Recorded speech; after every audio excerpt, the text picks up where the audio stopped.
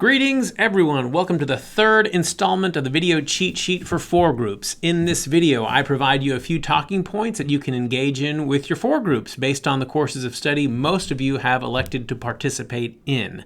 Those courses of study being the sermon series. I give you a few talking points for the upcoming week's sermon. And then there's the book. For those of you going through the book Emotionally Healthy Spirituality by Peter Scazzero, I'll give you a couple of talking points for this week's chapter as well. First off, let's talk about the sermon series.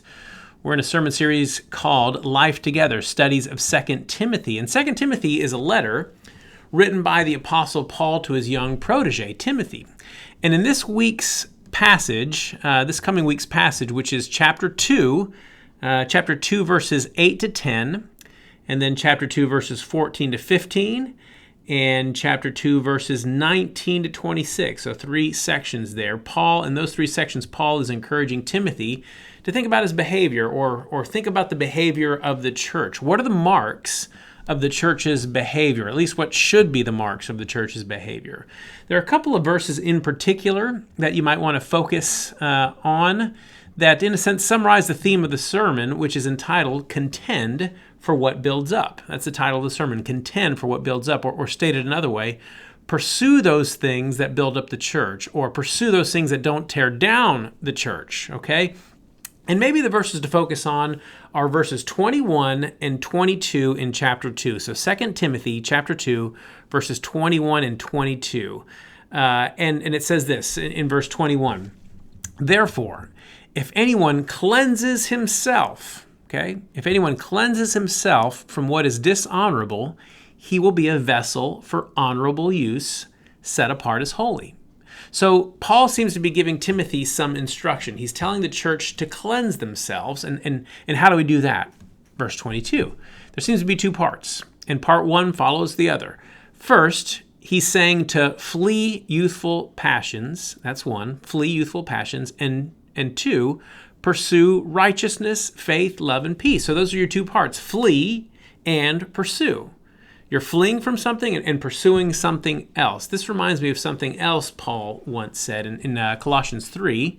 Paul tells us to put off the old and put on the new. In other words, rid yourself of the sinful behavior that weighs you down, and that will enable you to pursue the things that build up.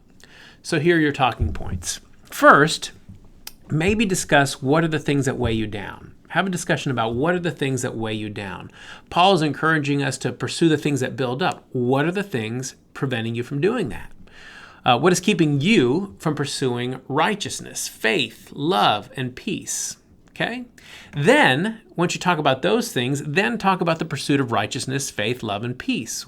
What is that? Maybe each of you can take one word and give an example of what it means to pursue righteousness. What does it mean? Another person, what does it mean to pursue faith? What does it mean to pursue love?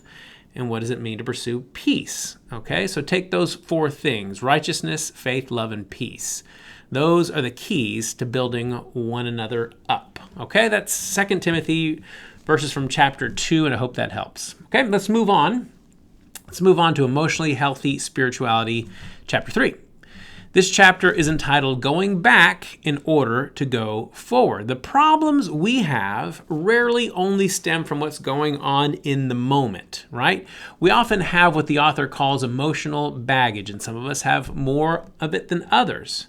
So in order to figure out what's going on wrong now, okay, we've got to go back and address a few things in our past. And as an aside, this is a point in common with the sermon. We've got to put off the old and put on the new, okay? Now here's where it gets tricky. The whole chapter centers around not just going back a few years and figure out where you might have misstepped in recent memory, but going all the way back to your early years and evaluating your childhood and your upbringing, and maybe even evaluating your parents' upbringing, because the things we wrestle with, especially as kids, right, they have a profound impact on how we behave as adults. The author gives a great number of biblical examples of this, including Abraham, Isaac, and Abraham, Isaac, and Jacob, and how the father's sins carried over into the lives of the sons generations later. So the author is asking us to evaluate our upbringing, evaluate our family life, and honestly, this is hard. This can be hard. So what's your talking point here? The bottom line question that the author is asking is, what are the, for lack of a better word, what are the dark secrets of your family's past, and how might they be affecting your present? Okay? That's a tough question to handle in a group discussion. So, maybe it's not a good idea to go around in a circle and have everyone identify those, but it might not be a bad idea to broach the subject and ask everyone to consider those things first privately. Okay, use the example the author gives from the Bible in Abraham, Isaac, and Jacob in that section. There's a number of them that he lists and how one sin was passed on from one person to the next generation and so on. Okay, ask everyone to consider those privately, and then ask God that he would help us identify those things from our past that are affecting our present. And if we need to reach out for help, that we would do that now. If there's one of you that's brave enough to share something from their upbringing, don't be afraid to listen. And remember, that's your main role here, to listen, not to fix. It's God's job to fix us, and He will. He will do that, all right? That's the beauty of all this. Whatever it is any of us have been through, it's not wasted. God uses it all for our sanctification. He's never not sanctifying us. You can rest assured of that. He's never not conforming us to the image of His Son. The author ends with a recap of the life of Joseph, Joseph in Genesis. And what a great way to punctuate the conversation. Think about how that account comes to a head in Genesis 50:20. This is how it culminates, right? It says this, and again, this speaks to all of our sanctification.